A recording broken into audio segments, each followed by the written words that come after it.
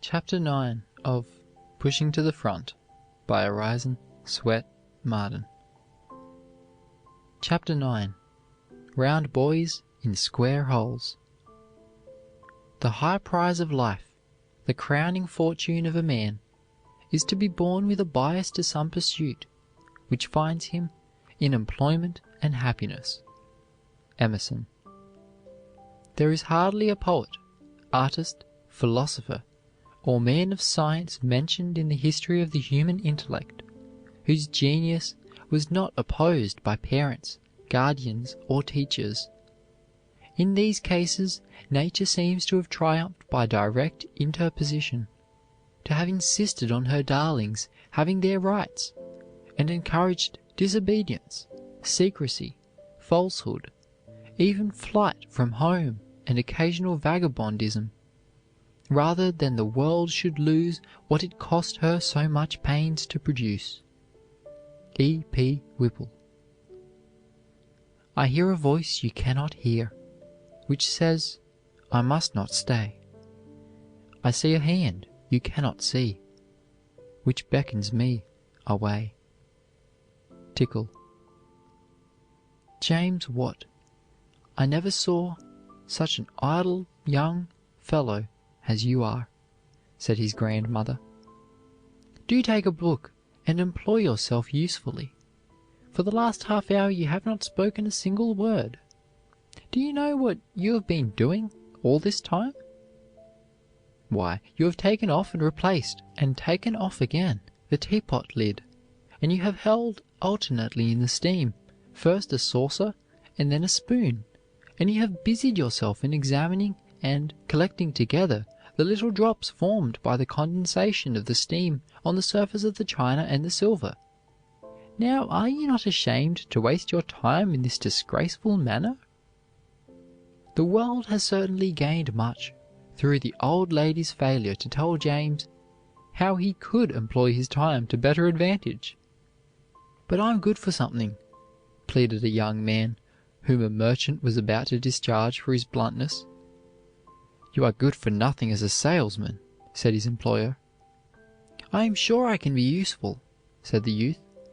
How? Tell me how. I don't know, sir. I don't know. Nor do I, said the merchant, laughing at the earnestness of his clerk.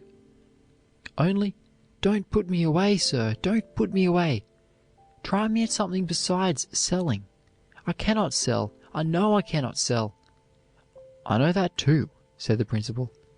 That is what is wrong. But how can I make myself useful somehow? Persisted the young man. I know I can.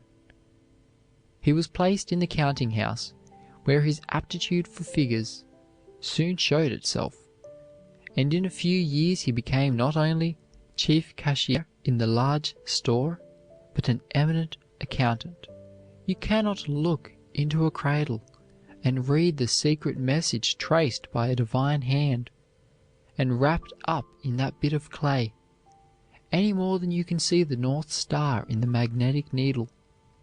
God has loaded the needle of that young life so it will point to the star of its own destiny, and though you may pull it around by artificial advice and unnatural education, and compel it to point to the star which presides over poetry, art, law, medicine, or whatever your own pet calling is until you have wasted years of a precious life, yet, when once free, the needle flies back to its own star.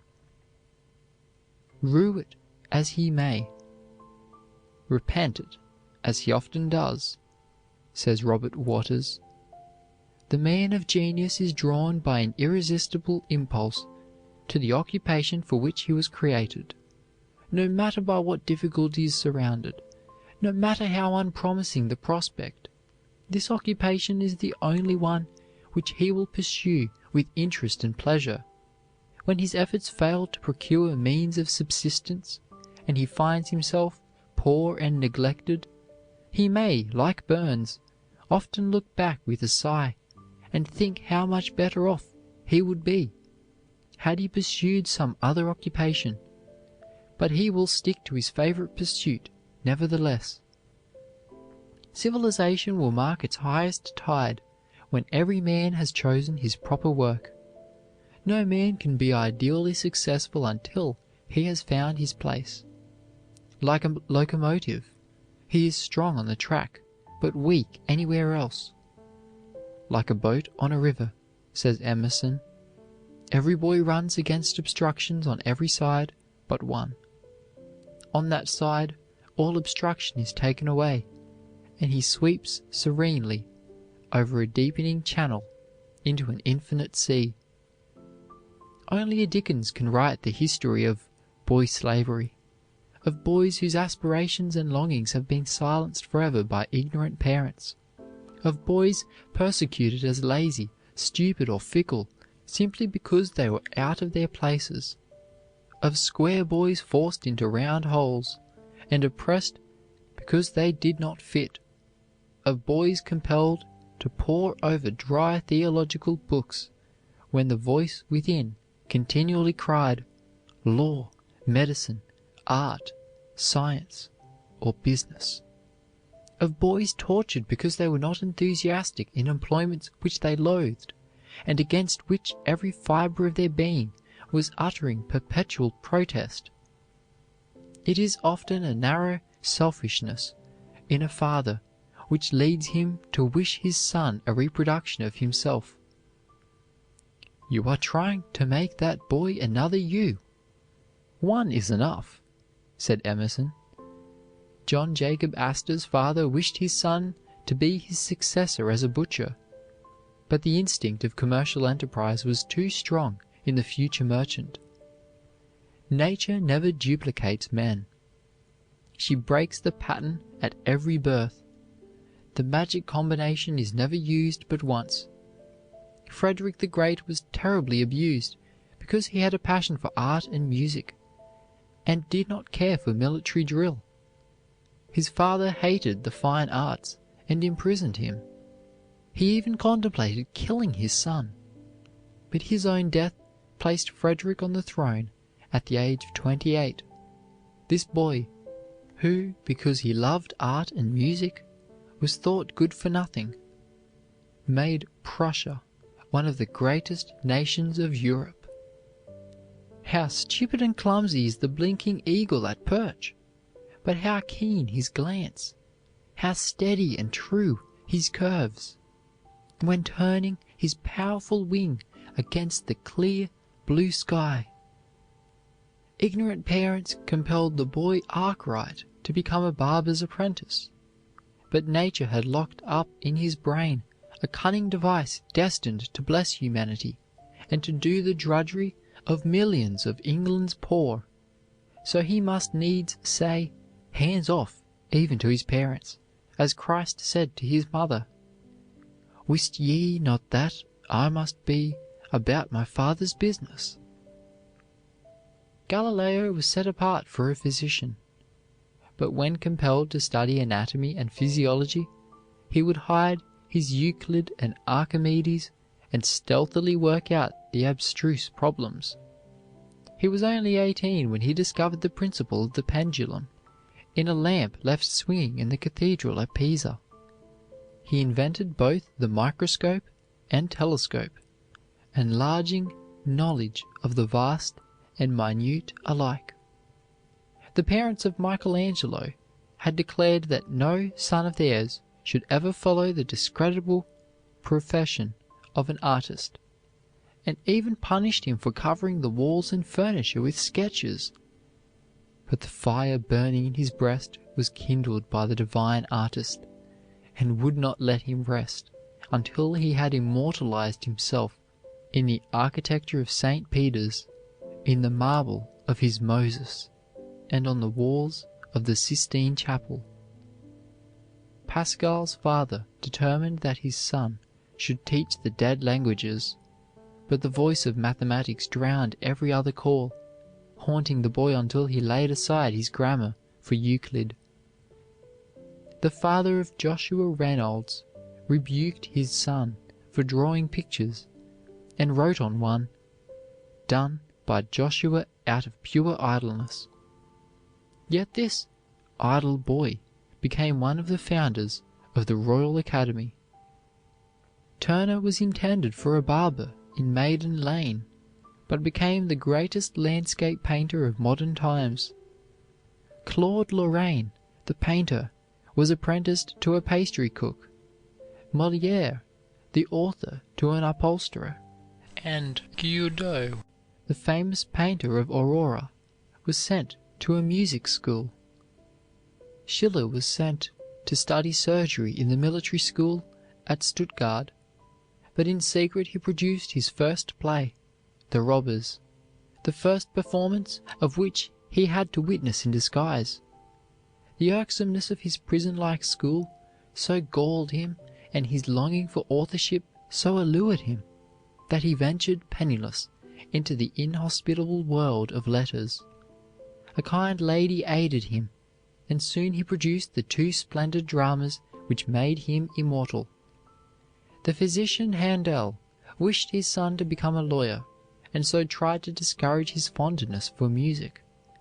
But the boy got an old spinet and practiced on it secretly in a hayloft. When the doctor visited a brother in the service of the Duke of Weissenfeld's, he took his son with him. The boy wandered unobserved to the organ in a chapel, and soon had a private concert under full blast. The Duke happened to hear the performance, and wondered who could possibly combine so much melody with so much evident unfamiliarity with the instrument. The boy was brought before him, and the Duke, instead of blaming him for disturbing the organ, praised his performance, and persuaded Dr. Handel to let his son follow his bent. Daniel Defoe had been a trader, a soldier, a merchant, a secretary, a factory manager, a commissioner's accountant, an envoy, and an author of several indifferent books before he wrote his masterpiece, Robinson Crusoe. Wilson, the ornithologist, failed in 5 different professions before he found his place. Erskine spent 4 years in the Navy, and then, in the hope of more rapid promotion, joined the army. After serving more than 2 years, he one day, out of curiosity, attended a court in the town where his regiment was quartered. The presiding judge, an acquaintance, invited Erskine to sit near him, and said that the pleaders at the bar were among the most eminent lawyers of Great Britain. Erskine took their measure as they spoke, and believed he could excel them. He at once began the study of law, in which he eventually soon stood alone as the greatest forensic orator of his country. A.T. Stewart studied for the ministry and became a teacher before he drifted into his proper calling as a merchant, through the accident of having lent money to a friend. The latter, with failure imminent, insisted that his creditor should take the shop as the only means of securing the money. "Jonathan," said Mr. Chase, when his son told of having nearly fitted himself for college, "thou shalt go down to the machine shop on Monday morning." It was many years before Jonathan escaped from the shop, to work his way up to the position of a man of great influence as a United States Senator from Rhode Island.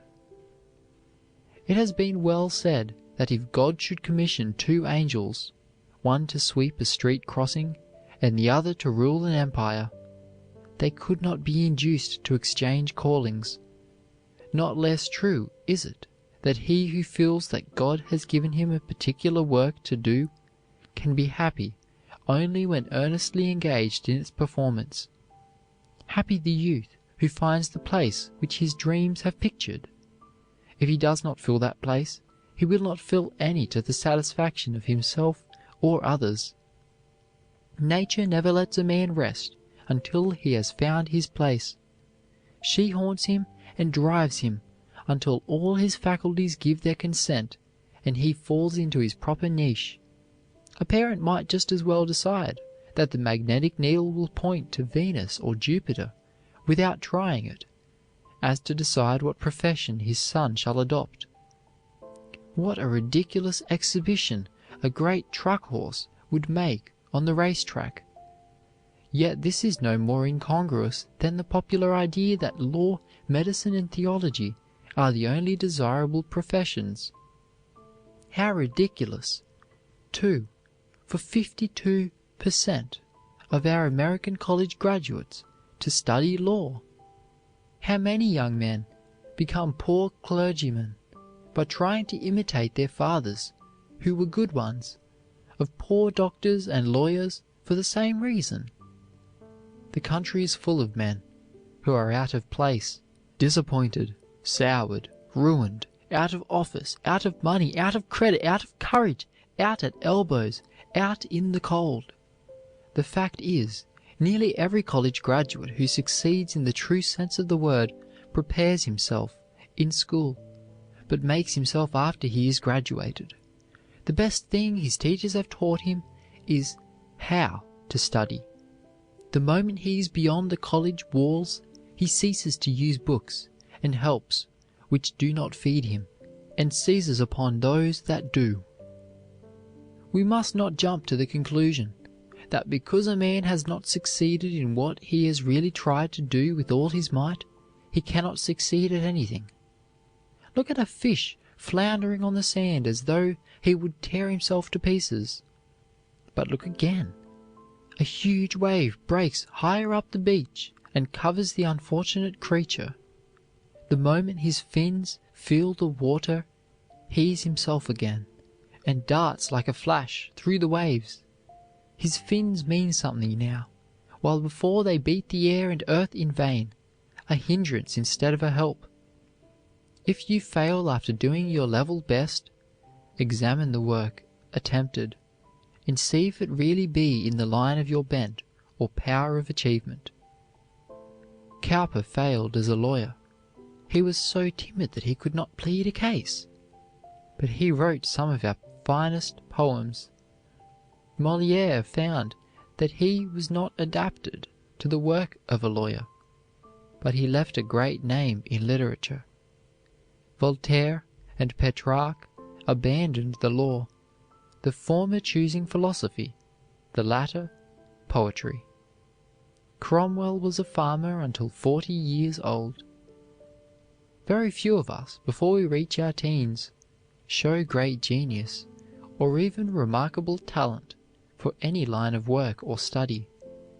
The great majority of boys and girls, even when given all the latitude and longitude heart could desire, find it very difficult before their 15th or even before their 20th year to decide what to do for a living.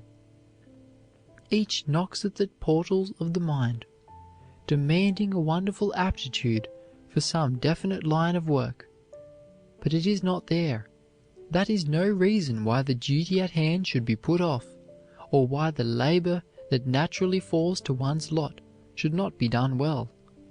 Samuel Smiles was trained to a profession which was not to his taste, yet he practiced it so faithfully that it helped him to authorship, for which he was well fitted. Fidelity to the work or everyday duties at hand, and a genuine feeling of responsibility to our parents or employers, ourselves, and our God, will eventually bring most of us into the right niches at the proper time. Garfield would not have become president if he had not previously been a zealous teacher, a responsible soldier, a conscientious statesman. Neither Lincoln nor Grant started as a baby with a precocity for the White House or an irresistible genius for ruling men. So no one should be disappointed because he was not endowed with tremendous gifts in the cradle. His business is to do the best he can wherever his lot may be cast, and advance at every honorable opportunity in the direction towards which the inward monitor points. Let duty be the guiding star, and success will surely be the crown, to the full measure of one's ability and industry. What career, what shall my life's work be? If instinct and heart ask for carpentry, be a carpenter. If for medicine, be a physician. With a firm choice and earnest work, a young man or woman cannot help but succeed. But if there be no instinct, or if it be weak or faint, one should choose cautiously along the line of his best adaptability and opportunity. No one need doubt that the world has use for him. True success lies in acting well your part, and this everyone can do. Better be a first-rate hod carrier than a second-rate anything. The world has been very kind to many who were once known as dunces or blockheads after they had become very successful, but it was very cross to them while they were struggling through discouragement and misinterpretation. Give every boy and girl a fair chance and reasonable encouragement, and do not condemn them because of even a large degree of downright stupidity, for many so-called good-for-nothing boys, blockheads, numbskulls, dullards, or dunces were only boys out of their places, round boys forced into square holes. Wellington was considered a dunce by his mother. At Eton he was called dull, idle, slow, and was about the last boy in school of whom anything was expected. He showed no talent and had no desire to enter the army. His industry and perseverance were his only redeeming characteristics in the eyes of his parents and teachers. But at 46 he had defeated the greatest general living, except himself. Goldsmith was the laughing-stock of his schoolmasters. He was graduated wooden spoon, a college name for a dunce. He tried to enter a class in surgery, but was rejected. He was driven to literature. Goldsmith found himself totally unfit for the duties of a physician. But who else could have written the Vicar of Wakefield or the Deserted Village? Dr. Johnson found him very poor and about to be arrested for debt. He made Goldsmith give him the manuscript of the Vicar of Wakefield and sold it to the publishers and paid the debt. This manuscript made its author famous. Robert Clive bore the name of dunce and reprobate at school, but at 32, with 3,000 men, he defeated 50,000 at Plassey and laid the foundation of the British Empire in India. Sir Walter Scott was called a blockhead by his teacher. When Byron happened to get ahead of his class, the master would say, "Now, Geordie, let me see how soon you will be at the foot again." Young Linnaeus was called by his teachers almost a blockhead. Not finding him fit for the church, his parents sent him to college to study medicine. But the silent teacher within, greater and wiser than all others, led him to the fields, and neither sickness, misfortune, nor poverty could drive him from the study of botany, the choice of his heart, and he became the greatest botanist of his age. Richard B. Sheridan's mother tried in vain to teach him the most elementary studies. The mother's death aroused slumbering talents, as has happened in hundreds of cases, and he became one of the most brilliant men of his age.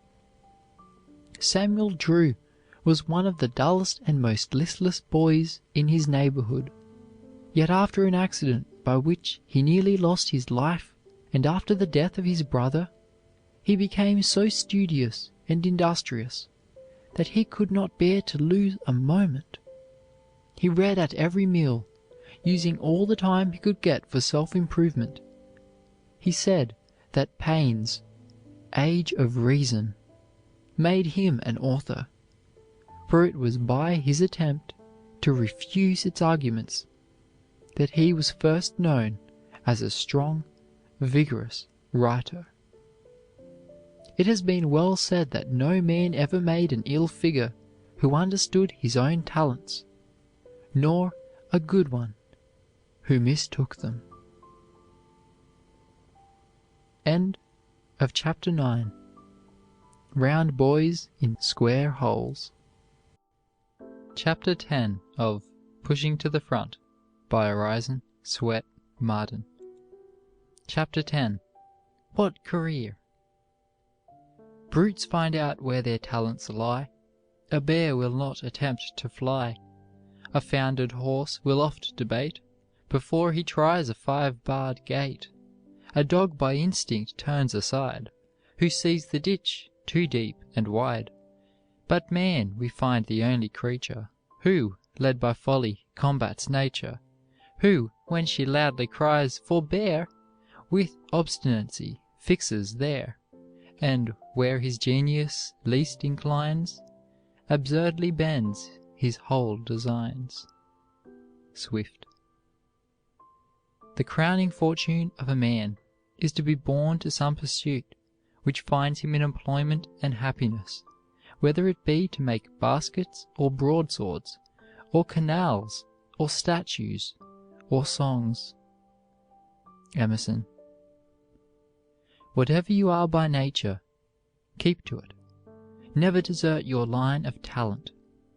Be what nature intended you for, and you will succeed. Be anything else, and you will be 10,000 times worse than nothing. Sydney Smith. Every man has got a fort, said Artemus Ward. It's some men's fort to do one thing, and some other men's fort to do another, while there is numerous shiftless critters going round loose whose fort is not to do nothing. Twice I've endeavoured to do things which they wasn't my fort. The first time was when I undertook to lick old Dash's cuss, who cut a hole in my tent and crawled through.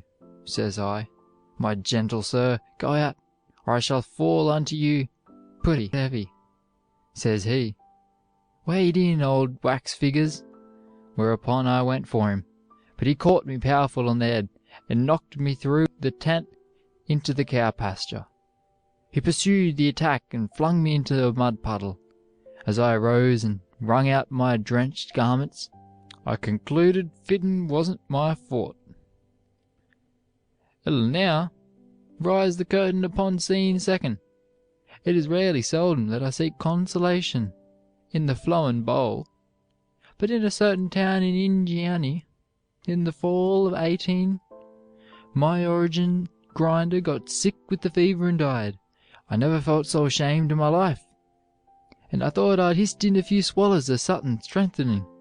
Consequence was, I hissed so much I didn't exactly know whereabouts I was. I turned my living wild beasts of prey loose into the streets and split all my waxworks.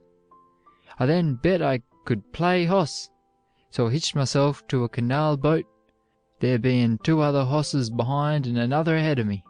But the hosses being unused on such an arrangement, begun to kick and squeal and rear up. Consequence was, I was kicked violently in the stomach and the back, and presently I found myself in the canal with the other horses kicking and yelling like a tribe of Cuscaroos savages.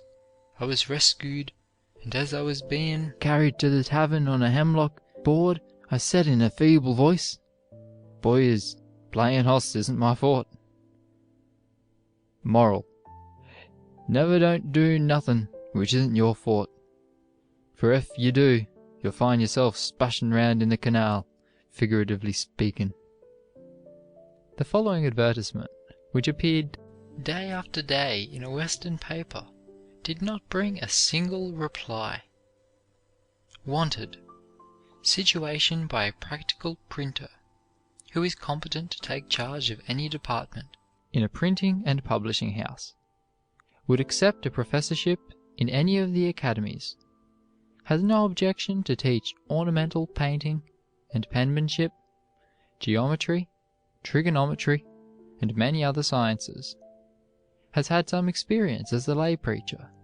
Would have no objection to form a small class of young ladies and gentlemen to instruct them in the higher branches. To a dentist or chiropodist, he would be invaluable. or he would cheerfully accept a position as bass or tenor singer in a choir. At length there appeared this addition to the notice: P.S. Will accept an offer to saw and split wood at less than the usual rates. This secured a situation at once, and the advertisement was seen no more. Your talent is your call. Your legitimate destiny speaks in your character. If you have found your place, your occupation has the consent of every faculty of your being. If possible, choose that occupation which focuses the largest amount of your experience and tastes. You will then not only have a congenial vocation, but also will utilize largely your skill and business knowledge, which is your true capital. Follow your bent. You cannot long fight successfully against your aspirations. Parents, friends, or misfortune may stifle and suppress the longings of the heart by compelling you to perform unwelcome tasks. But, like a volcano, the inner fire will burst the crusts which confine it, and will pour forth its pent-up genius in eloquence, in song, in art, or in some favorite industry. Beware of a talent which you cannot hope to practice in perfection.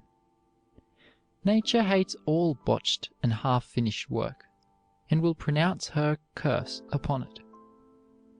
Better be the Napoleon of bootblacks, or the Alexander of chimney sweeps, let us say with Matthew Arnold, than a shallow-brained attorney who, like necessity, knows no law.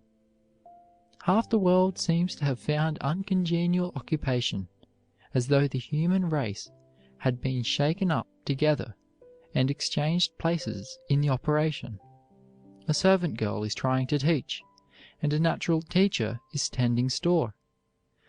Good farmers are murdering the law, while Choates and Websters are running down farms, each tortured by the consciousness of unfulfilled destiny.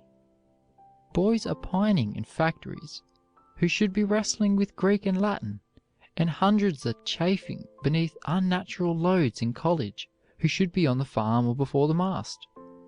Artists are spreading daubs on canvas, who should be whitewashing board fences. Behind counters stand clerks who hate the yardstick and neglect their work to dream of other occupations. A good shoemaker writes a few verses for the village paper. His friends call him a poet, and the last, with which he is familiar, is abandoned for the pen, which he uses awkwardly. Other shoemakers are cobbling in Congress, while statesmen are pounding shoe lasts. Laymen are murdering sermons, while Beechers and Whitefields are failing as merchants, and people are wondering what can be the cause of empty pews. A boy who is always making something with tools is railroaded through the university and started on the road to inferiority in one of the 3 honorable professions. Real surgeons are handling the meat saw and cleaver, while butchers are amputating human limbs. How fortunate that there's a divinity that shapes our ends, rough hew them how we will. He that hath a trade, says Franklin, hath an estate, and he that hath a calling hath a place of profit and honor. A plowman on his legs is higher than a gentleman on his knees. A man's business does more to make him than anything else. It hardens his muscles, strengthens his body, quickens his blood, sharpens his mind, corrects his judgment, wakes up his inventive genius, puts his wits to work, starts him on the race of life, arouses his ambition, makes him feel that he is a man and must fill a man's shoes, do a man's work, bear a man's part in life, and show himself a man in that part. No man feels himself a man who is not doing a man's business. A man without employment is not a man. He does not prove by his works that he is a man. 150 pounds of bone and muscle do not make a man. A good cranium full of brains is not a man. The bone and muscle and brain must know how to do a man's work, think a man's thoughts, mark out a man's path, and bear a man's weight of character and duty before they constitute a man. Go-at-itiveness is the first requisite for success. Stick-to-itiveness is the second. Under ordinary circumstances, and with practical common sense to guide him, one who has these requisites will not fail. Don't wait for a higher position or a larger salary. Enlarge the position you already occupy. Put originality of method into it. Fill it as if it never was filled before. Be more prompt, more energetic, more thorough, more polite than your predecessor or fellow workmen. Study your business, devise new modes of operation. Be able to give your employer points. The art lies not in giving satisfaction merely, not in simply filling your place, but in doing better than was expected, in surprising your employer, and the reward will be a better place and a larger salary. When out of work, take the first respectable job that offers, heeding not the disproportion between your faculties and your task. If you put your manhood into your labor, you will soon be given something better to do. This question of a right aim in life has become exceedingly perplexing in our complicated age. It is not a difficult problem to solve when one is the son of a Zulu or the daughter of a Bedouin. The condition of the savage hardly admits of but one choice, but as one rises higher in the scale of civilization and creeps nearer to the great centers of activity, the difficulty of a correct decision increases with its importance. In proportion as one is hard pressed in competition, is it of sternest necessity for him to choose the right aim, so as to be able to throw the whole of his energy and enthusiasm into the struggle for success. The dissipation of strength or hope is fatal to prosperity, even in the most attractive field. Gladstone says there is a limit to the work that can be got out of a human body or a human brain, and he is a wise man who wastes no energy on pursuits for which he is not fitted. Blessed is he who has found his work, says Carlyle. Let him ask no other blessedness. He has a work, a life purpose. He has found it and will follow it.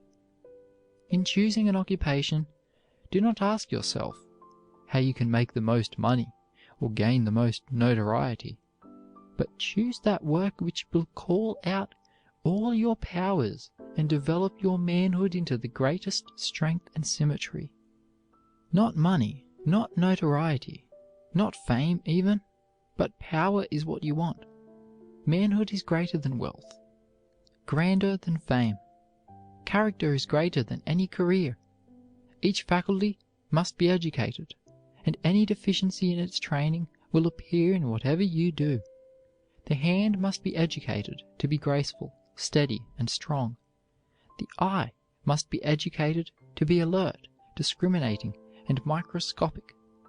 The heart must be educated to be tender, sympathetic, and true. The memory must be drilled for years in accuracy, retention, and comprehensiveness. The world does not demand that you be a lawyer, minister, doctor, farmer, scientist, or merchant. It does not dictate what you shall do, but it does require that you be a master in whatever you undertake. If you are a master in your line, the world will applaud you, and all doors will fly open to you. But it condemns all botches, abortions, and failures. Whoever is well educated to discharge the duty of a man, says Rousseau, cannot be badly prepared to fill any of those offices that have relation to him. It matters little to me whether my pupils be designed for the army, the pulpit, or the bar. Nature has designed us to the offices of human life antecedent to our destination concerning society. To live is the profession I would teach him. When I have done with him, It is true he will be neither a soldier, a lawyer, nor a divine. Let him first be a man. Fortune may remove him from one rank to another as she pleases. He will be always found in his place. In the great race of life, common sense has the right of way. Wealth, a diploma, a pedigree, talent, genius, without tact and common sense, cut but a small figure. The incapables and the impracticables, though loaded with diplomas and degrees, are left behind. Not what do you know, or who are you, but what are you? What can you do? Is the interrogation of the century. George Herbert has well said, "What we are is much more to us than what we do." An aim that carries in it the least element of doubt as to its justice or honor or right should be abandoned at once. The art of dishing up the wrong so as to make it look and taste like the right has never been more extensively cultivated than in our day. It is a curious fact that reason will, on pressure, overcome a man's instinct of right. An eminent scientist has said that a man could soon reason himself out of the instinct of decency, if he would only take pains and work hard enough. So, when a doubtful but attractive future is placed before one, there is a great temptation to juggle with the wrong until it seems the right. Yet any aim that is immoral carries in itself the germ of certain failure, in the real sense of the word, failure that is physical and spiritual. There is no doubt that every person has a special adaptation for his own peculiar part in life. A very few geniuses, we call them, have this marked in an unusual degree, and very early in life. Madame de Staël was engrossed in political philosophy at an age when other girls are dressing dolls. Mozart, when but 4 years old, played the clavichord and composed minuets and other pieces still extant. The little charmers, with solemn air and earnest gestures, would preach often from a stool in the nursery. Goethe wrote tragedies at 12, and Grotius published an able philosophical work before he was 15. Pope lisped in numbers. Chatterton wrote good poems at 11, and Cowley published a volume of poetry in his 16th year. Thomas Lawrence and Benjamin West drew likenesses almost as soon as they could walk. Liszt played in public at 12. Canova made models in clay while a mere child. Bacon exposed the defects in Aristotle's philosophy when but 16. Napoleon was at the head of armies when throwing snowballs at Brienne. All these showed their bent while young, and followed it in active life. But precocity is not common, and, except in rare cases, we must discover the bias in our natures, and not wait for the proclivity to make itself manifest. When found, it is worth more to us than a vein of gold. "I do not forbid you to preach," said a bishop to a young clergyman, "but nature does." Lowell said, "It is the vain endeavor to make ourselves what we are not that has strewn history with so many broken purposes and lives left in the rough." You have not found your place until all your faculties are roused, and your whole nature consents and approves of the work you are doing, not until you are so enthusiastic in it that you take it to bed with you. You may be forced to drudge at uncongenial toil for a time, but emancipate yourself as soon as possible. Carey, the consecrated cobbler, before he went as a missionary, said, "My business is to preach the gospel. I cobble shoes to pay expenses." If your vocation be only a humble one, Elevate it with more manhood than others put into it. Put into it brains and heart and energy and economy. Broaden it by originality of methods. Extend it by enterprise and industry. Study it as you would a profession. Learn everything that is to be known about it. Concentrate your faculties upon it, for the greatest achievements are reserved for the man of single aim, in whom no rival powers divide the empire of the soul. Better adorn your own than seek another's place. Go to the bottom of your business if you would climb to the top. Nothing is small which concerns your business. Master every detail. This was the secret of A.T. Stewart's and of John Jacob Astor's great success. They knew everything about their business. As love is the only excuse for marriage and the only thing which will carry one safely through the troubles and vexations of married life, so love for an occupation is the only thing which will carry one safely and surely through the troubles which overwhelm 95 out of every 100 who choose the life of a merchant, and very many in every other career. A famous Englishman said to his nephew, "Don't choose medicine, for we have never had a murderer in our family, and the chances are that in your ignorance you may kill a patient. As to the law, no prudent man is willing to risk his life or his fortune to a young lawyer who has not only no experience, but is generally too conceited to know the risks he incurs for his client, who alone is the loser. Therefore, as the mistakes of a clergyman in doctrine or advice to his parishioners cannot be clearly determined in this world, I advise you by all means to enter the church." I felt as though I was in the world to do something, and thought I must, said Whittier, thus giving the secret of his great power. It is the man who must enter law, literature, medicine, the ministry, or any other of the overstocked professions who will succeed. His certain call, that is his love for it, and his fidelity to it, are the imperious factors of his career.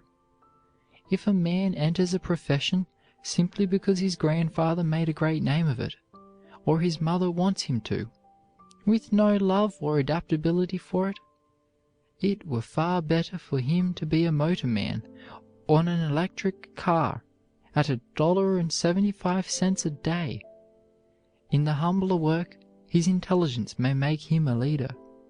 In the other career, he might do as much harm as a boulder rolled from its place upon a railroad track, a menace to the next express. Only a few years ago, marriage was the only sphere open to girls, and the single woman had to face the disapproval of her friends.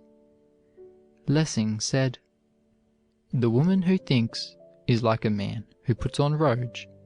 Ridiculous." Not many years have elapsed since the ambitious woman who ventured to study or write would keep a bit of embroidery at hand to throw over her book or manuscript when callers entered. Dr. Gregory said to his daughters, "If you happen to have any learning, keep it a profound secret from the men, who generally look with a jealous and malignant eye on a woman of great parts and a cultivated understanding." Women who wrote books in those days would deny the charge as though a public disgrace. All this has changed, and what a change it is! As Francis Willard said, the greatest discovery of the century is the discovery of woman. We have emancipated her, and are opening countless opportunities for our girls outside of marriage. Formerly, only a boy could choose a career. Now his sister can do the same. This freedom is one of the greatest glories of the 20th century. But with freedom comes responsibility, and under these changed conditions, every girl should have a definite aim.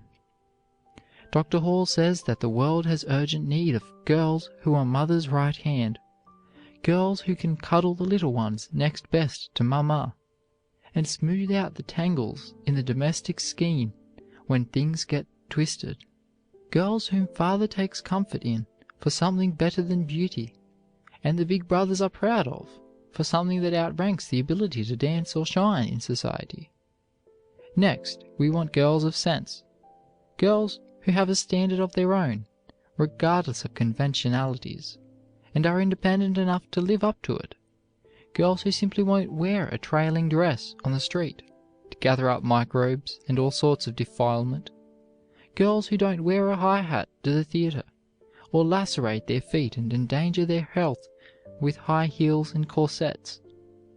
Girls who will wear what is pretty and becoming and snap their fingers at the dictates of fashion when fashion is horrid and silly. And we want good girls, girls who are sweet, right straight out from the heart to the lips, innocent and pure and simple girls, with less knowledge of sin and duplicity and evil doing at 20 than the pert little schoolgirl of 10 has all too often. And we want careful girls and prudent girls, who think enough of the generous father who toils to maintain them in comfort, and of the gentle mother who denies herself much that they may have so many pretty things, to count the cost and draw the line between the essentials and non-essentials. Girls who strive to save and not to spend. Girls who are unselfish and eager to be a joy and a comfort in the home, rather than an expense and a useless burden. We want girls with hearts, girls who are full of tenderness and sympathy, with tears that flow for other people's ills, and smiles that light outward their own beautiful thoughts. We have lots of clever girls, and brilliant girls, and witty girls. Give us a consignment of jolly girls, warm-hearted and impulsive girls, kind and entertaining to their own folks, and with little desire to shine in the garish world. With a few such girls scattered around, life would freshen up for all of us, as the weather does under the spell of summer showers. They talk about a woman's sphere as though it had a limit. There's not a place in earth or heaven, there's not a task to mankind given, there's not a blessing or a woe, there's not a whisper, yes or no, there's not a life or death or birth that has the feather's weight of worth without a woman in it. Do that which is assigned you, says Emerson, and you cannot hope too much or dare too much. There is at this moment for you an utterance brave and grand as that of the colossal chisel of Phidias, or trowel of the Egyptians, or the pen of Moses or Dante, but different from all these. The best way for a young man to begin, who is without friends or influence, said Russell Sage, is first by getting a position, second, keeping his mouth shut, third, observing, fourth, being faithful, fifth, making his employer think he would be lost in a fog without him, and sixth, being polite. Close application, integrity, attention to details, discreet advertising are given as the 4 steps to success by John Wanamaker, whose motto is, "Do the next thing." Whatever you do in life, be greater than your calling. Most people look upon an occupation or calling as a mere expedient for earning a living. What a mean, narrow view to take of what was intended for the great school of life, the great man developer, the character builder, that which should broaden, deepen, heighten, and round out into symmetry, harmony, and beauty all the God-given faculties within us. How we shrink from the task, and evade the lessons which were intended for the unfolding of life's great possibilities into usefulness and power, as the sun unfolds into beauty and fragrances the petals of the flower. I am glad to think I am not bound to make the world go round, but only to discover and to do, with cheerful heart, the work that God appoints. Jean Ingelow. What shall I do to be forever known? Thy duty ever. This did full many who yet sleep all unknown. Oh, never, never! Think'st thou perchance that they remain unknown, whom thou knowest not? By angel trumps in heaven their praise is blown, divine their lot. End of chapter 10.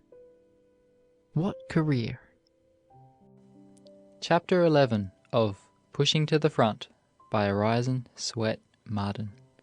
Chapter 11. Choosing a Vocation. Be what nature intended you for, and you will succeed.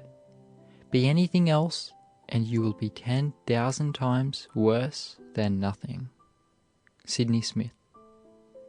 Many a man pays for his success with a slice of his constitution.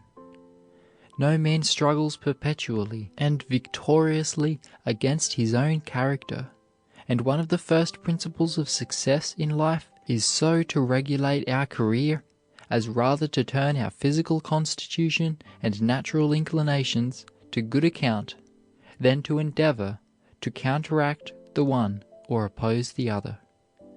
Bulwer. He that hath a trade hath an estate. Franklin. Nature fits all her children with something to do. Lowell. As occupations and professions have a powerful influence upon the length of human life, the youth should first ascertain whether the vocation he thinks of choosing is a healthy one. Statesmen, judges, and clergymen are noted for their longevity. They are not swept into the great business vortex, where the friction and raspings of sharp competition whittle life away at a fearful rate. Astronomers who contemplate vast systems moving through enormous distances are exceptionally long-lived, as Herschel and Humboldt. Philosophers, scientists, and mathematicians, as Galileo, Bacon, Newton, Euler, Dalton, in fact, those who have dwelt upon the exact sciences, seem to have escaped many of the ills from which humanity suffers. Great students of natural history have also, as a rule, lived long and happy lives. Of 14 members of a noted historical society in England who died in 1870, 2 were over 90, 5 over 80, and 2 over 70. The occupation of the mind has a great influence upon the health of the body. There is no employment so dangerous and destructive to life, but plenty of human beings can be found to engage in it. Of all the instances that can be given of recklessness of life, there is none which exceeds that of the workmen employed in what is called dry pointing, the grinding of needles and of table forks. The fine steel dust which they breathe brings on a painful disease, of which they are almost sure to die before they are 40. Yet, not only are men tempted by high wages to engage in this employment, but they resist to the utmost all contrivances devised for diminishing the danger, through fear that such things would cause more workmen to offer themselves, and thus lower wages. Many physicians have investigated the effects of work in the numerous match factories in France upon the health of the employees, and all agree that rapid destruction of the teeth, decay or necrosis of the jawbone, bronchitis, and other diseases result. We will probably find more old men on farms than elsewhere. There are many reasons why farmers should live longer than the persons residing in cities, or than those engaged in other occupations. Aside from the purer air, the outdoor exercise, both conducive to a good appetite and sound sleep, which comparatively few in cities enjoy, They are free from the friction, harassing cares, anxieties, and the keen competition incident to city life. On the other hand, there are some great drawbacks and some enemies to longevity, even on the farm. Man does not live by bread alone. The mind is by far the greatest factor in maintaining the body in a healthy condition. The social life of the city, the great opportunities afforded the mind for feeding upon libraries and lectures, great sermons, and constant association with other minds, the great variety of amusements compensate largely for the loss of many of the advantages of farm life. In spite of the great temperance and immunity from things which corrode, whittle, and rasp away life in the cities, farmers in many places do not live so long as scientists and some other professional men. There is no doubt that aspiration and success tend to prolong life. Prosperity tends to longevity, if we do not wear life away or burn it out in the feverish pursuit of wealth. Thomas W. Higginson made a list of 30 of the most noted preachers of the last century and found that their average length of life was 69 years. Among miners in some sections, over 600 out of 1,000 die from consumption. In the prisons of Europe, where the fatal effects of bad air and filth are shown, over 61% of the deaths are from tuberculosis. In Bavarian monasteries, 50% of those who enter in good health die of consumption, and in the Prussian prisons it is almost the same. The effect of bad air, filth, and bad food is shown by the fact that the death rate among these classes between the ages of 20 and 40 is 5 times that of the general population of the same age. In New York City, over 1/5 of all the deaths of persons over 20 are from this cause. In large cities in Europe, the percentage is often still greater. Of 1,000 deaths from all causes, on the average, 103 farmers die of pulmonary tuberculosis, 108 fishermen, 121 gardeners, 122 farm laborers, 167 grocers, 209 tailors, 301 dry goods dealers, and 461 compositors, nearly one half. According to a long series of investigations by Doctors Benoisten and Lombard into occupations or trades where workers must inhale dust, it appears that mineral dust is the most detrimental to health, animal dust ranking next, and vegetable dust third. In choosing an occupation, cleanliness, pure air, sunlight, and freedom from corroding dust and poisonous gases are of the greatest importance. A man who would sell a year of his life for any amount of money would be considered insane, and yet we deliberately choose occupations and vocations which statistics and physicians tell us will be practically sure to cut off from 5 to 25, 30, or even 40 years of our life, and are seemingly perfectly indifferent to our fate. There is danger in a calling which requires great expenditure of vitality at long, irregular intervals. He who is not regularly or systematically employed incurs perpetual risk. Of the 32 all-round athletes in a New York club not long ago, said a physician, 3 are dead of consumption, 5 have to wear trusses, 4 or 5 are lop-shouldered, and 3 have catarrh and partial deafness. Dr. Patton, chief surgeon at the National Soldiers' Home at Dayton, Ohio, says that of the 5,000 soldiers in that institution, fully 80% are suffering from heart disease in one form or another, due to the forced physical exertions of the campaigns. Man's faculties and functions are so interrelated that whatever affects one affects all. Athletes who overdevelop the muscular system do so at the expense of the physical, mental, and moral well-being. It is a law of nature that the overdevelopment of any function or faculty, forcing or straining it, tends not only to ruin it, but also to cause injurious reactions on every other faculty and function. Vigorous thought must come from a fresh brain. We cannot expect nerve, snap, robustness and vigor, sprightliness and elasticity in the speech, in the book, or in the essay from an exhausted, jaded brain. The brain is one of the last organs of the body to reach maturity, at about the age of 28, and should never be overworked, especially in youth. The whole future of a man is often ruined by overstraining the brain in school. Brain workers cannot do good, effective work in one line many hours a day. When the brain is weary, when it begins to lose its elasticity and freshness, there will be the same lack of tonicity and strength in the brain product. Some men often do a vast amount of literary work in entirely different lines during their spare hours. Cessation of brain activity does not necessarily constitute brain rest, as most great thinkers know.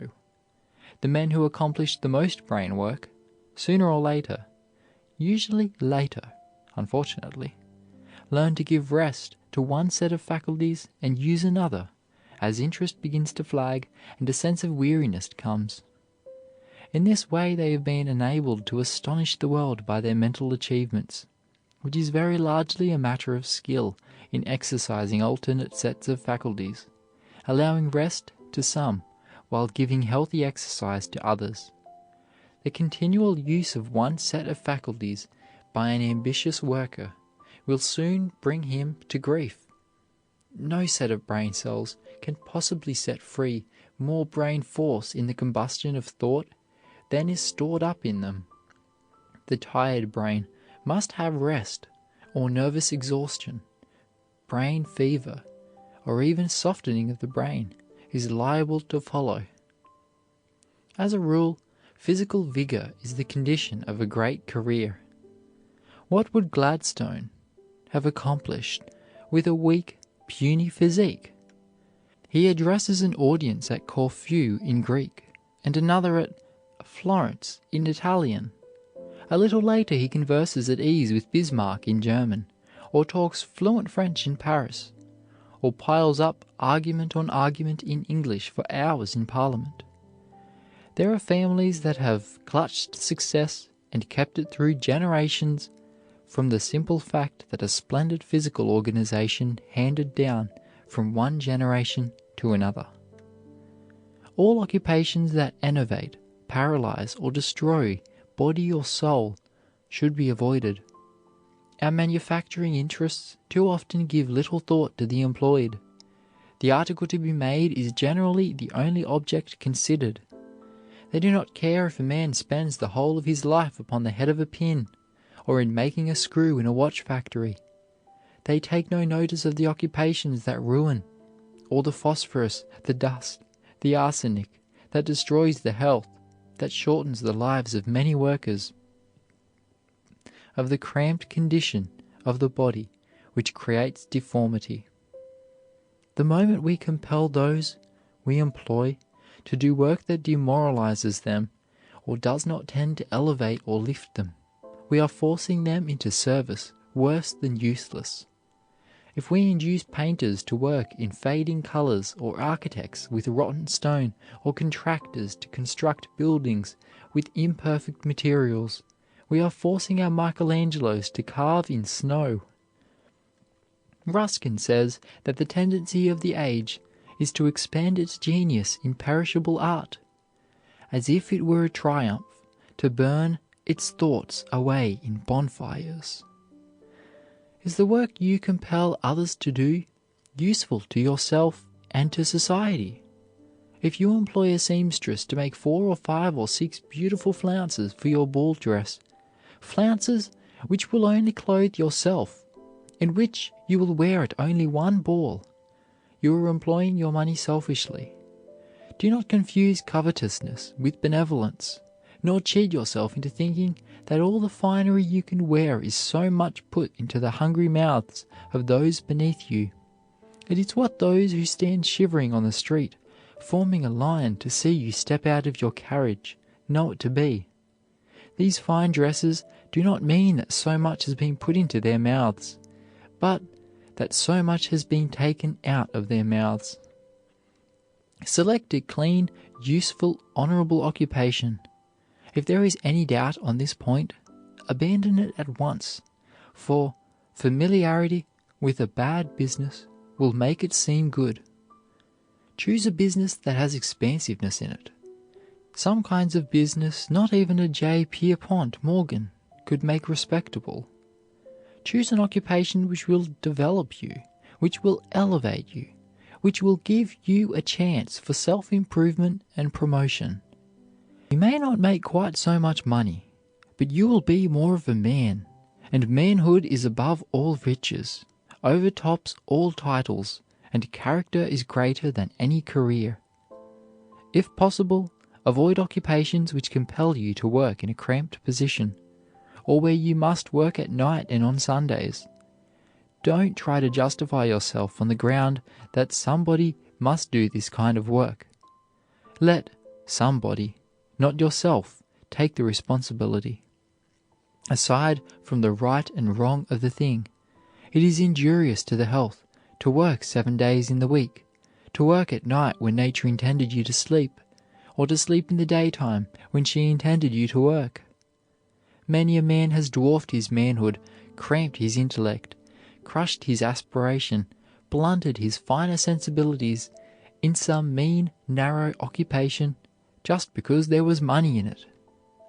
Study yourself, says Longfellow, and most of all, note well wherein kind nature meant you to excel. Dr. Matthews says that to no other cause, perhaps, is failure in life so frequently to be traced as to a mistaken calling.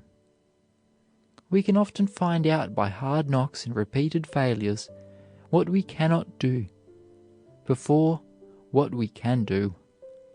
This negative process of eliminating the doubtful chances is often the only way of attaining to the positive conclusion. How many men have been made ridiculous for life by choosing law or medicine or theology simply because they are honorable professions? These men might have been respectable farmers or merchants, but are nobodies in such vocations. The very glory of the profession which they thought would make them shining lights simply renders more conspicuous their incapacity. Thousands of youths receive an education that fits them for a profession which they have not the means or inclination to follow, and that unfits them for the conditions of life to which they were born. Unsuccessful students with a smattering of everything are raised as much above their original condition as if they were successful. A large portion of Paris cabmen are unsuccessful students in theology and other professions, and also unfrocked priests. They are very bad cabmen. Tompkins forsakes his last and all for literary squabbles, styles himself poet, but his trade remains the same. He cobbles. Don't choose a profession or occupation because your father or uncle or brother is in it. Don't choose a business because you inherit it, or because parents or friends want you to follow it. Don't choose it because others have made fortunes in it. Don't choose it because it is considered the proper thing and a genteel business. The mania for a genteel occupation, for a soft job which eliminates drudgery, thorns, hardships, and all disagreeable things, and one which can be learned with very little effort, ruins many a youth. When we try to do that for which we are unfitted, we are not working along the line of our strength, but of our weakness. Our willpower and enthusiasm become demoralized. We do half work, botched work, lose confidence in ourselves, and conclude that we are dunces because we cannot accomplish what others do. The whole tone of life is demoralized and lowered because we are out of place. How it shortens the road to success to make a wise choice of one's occupation early, to be started on the road of a proper career while young, full of hope, while the animal spirits are high and enthusiasm is vigorous, to feel that every step we take, that every day's work we do, that every blow we strike helps to broaden, deepen, and enrich life. Those who fail are, as a rule, those who are out of their places. A man out of his place is but half a man. His very nature is perverted. He is working against his nature, rowing against the current. When his strength is exhausted, he will float down the stream.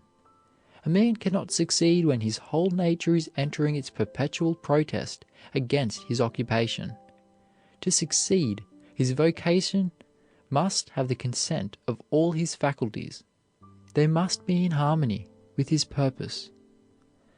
Has a young man a right to choose an occupation which will only call into play his lower and inferior qualities, as cunning, deceit, letting all his nobler qualities shrivel and die?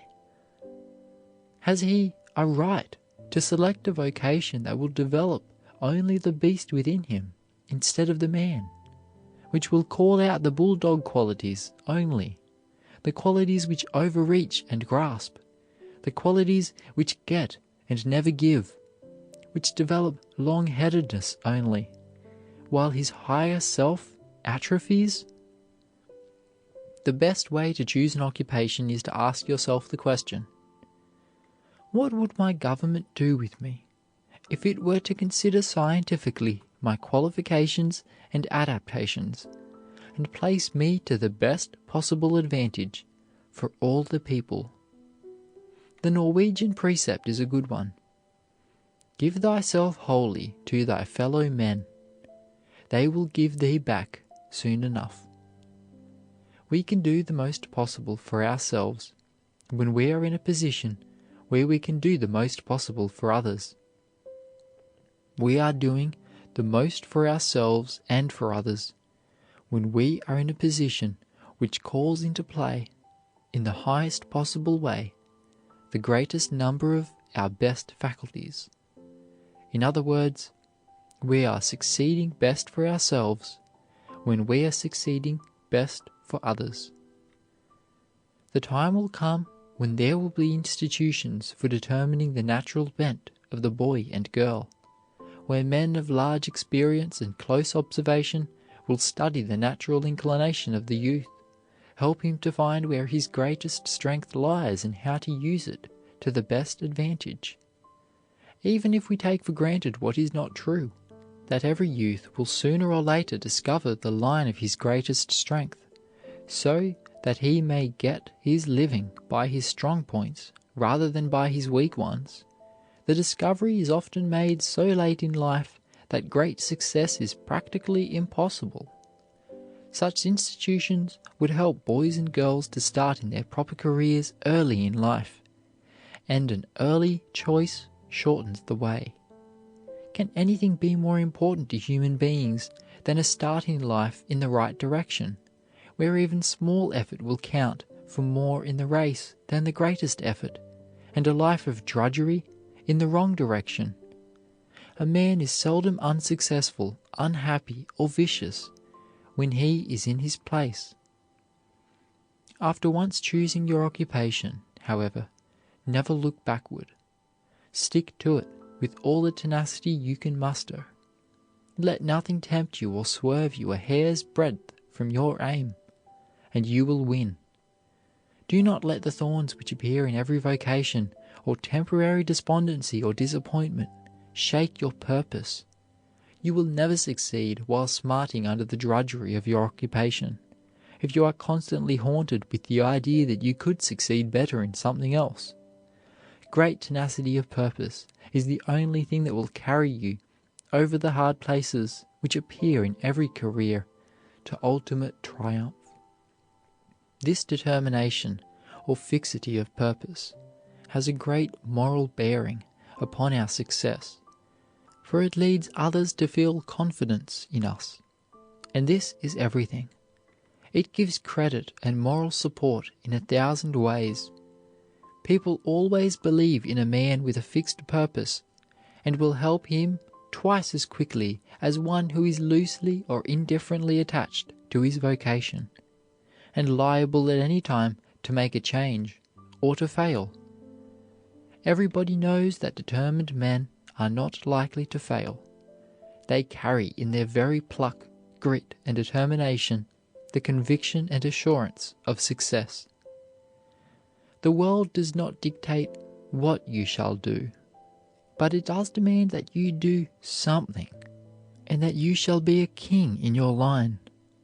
There is no grander sight than that of a young man or woman in the right place, struggling with might and main to make the most of the stuff at command, determined that not a faculty or power shall run to waste. Not money, not position, but power is what we want, and character is greater than any occupation or profession. Do not, I beseech you, said Garfield, be content to enter on any business that does not require and compel constant intellectual growth. Choose an occupation that is refining and elevating, an occupation that you will be proud of, an occupation that will give you time for self-culture and self-elevation, an occupation that will enlarge and expand your manhood and make you a better citizen, a better man. Power and constant growth toward a higher life are the great end of human existence. Your calling should be the great school of life, the great man developer, character builder, that which should broaden, deepen, and round out into symmetry, harmony, and beauty all the God-given faculties within you. But whatever you do, be greater than your calling. Let your manhood overtop your position, your wealth, your occupation, your title. A man must work hard and study hard to counteract the narrowing, hardening tendency of his occupation. Said Goldsmith, Burke, born for the universe, narrowed his mind, and to party gave up what was meant for mankind. Constant engagement in traffic and barter has no elevating influence, says Lindell. The endeavor to obtain the upper hand of those with whom we have to deal, to make good bargains, the higgling and scheming, and the 1,000 petty artifices, which in these days of stern competition are unscrupulously resorted to, tend to narrow the sphere and to lessen the strength of the intellect, and at the same time the delicacy of the moral sense. Choose upward. Study the men in the vocation you think of adopting. Does it elevate those who follow it? Are they broad, liberal, intelligent men? Or have they become mere appendages of their profession, living in a rut with no standing in the community and of no use to it? Don't think you will be the great exception and can enter a questionable vocation without becoming a creature of it. In spite of all your determination and willpower to the contrary, your occupation, from the very law of association and habit, will seize you as in a vise, will mold you, shape you, fashion you, and stamp its inevitable impress upon you.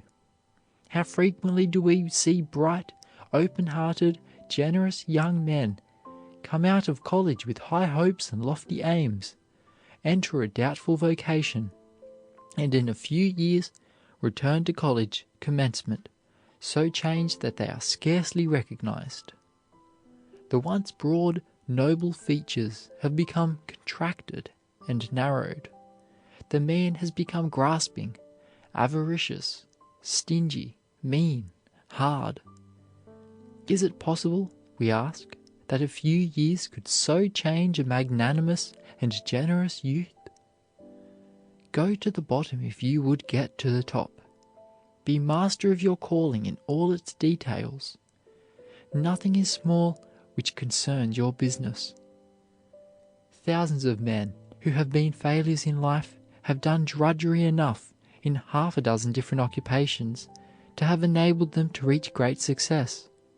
If their efforts had all been expended in one direction, that mechanic is a failure who starts out to build an engine but does not quite accomplish it, and shifts into some other occupation where perhaps he will almost succeed, but stops just short of the point of proficiency in his acquisition, and so fails again. The world is full of people who are almost a success. They stop just this side of success. Their courage oozes out just before they become expert. How many of us have acquisitions which remain permanently unavailable because not carried quite to the point of skill? How many people almost know a language or two, which they can neither write nor speak, a science or two, whose elements they have not quite acquired, an art or two, partially mastered, but which they cannot practice with satisfaction or profit, the habit of desultoriness, which has been acquired by allowing yourself to abandon a half-finished work, more than balances any little skill gained in one vocation which might possibly be of use later. Beware of that frequently fatal gift, versatility. Many a person misses being a great man by splitting into two middling ones. Universality is the ignis fatuus, which has deluded to ruin many a promising mind. In attempting to gain a knowledge of 100 subjects, it has mastered none.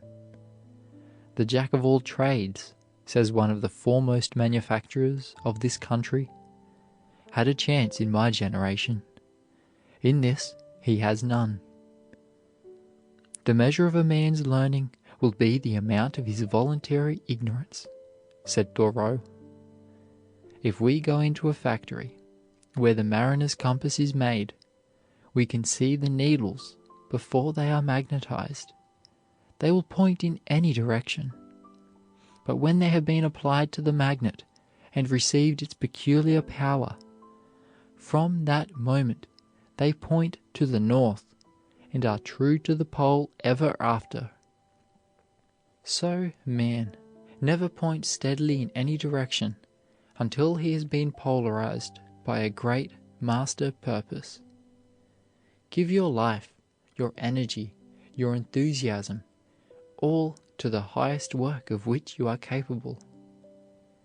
Canon Farrar said, "There is only one real failure in life possible, and that is not to be true to the best one knows."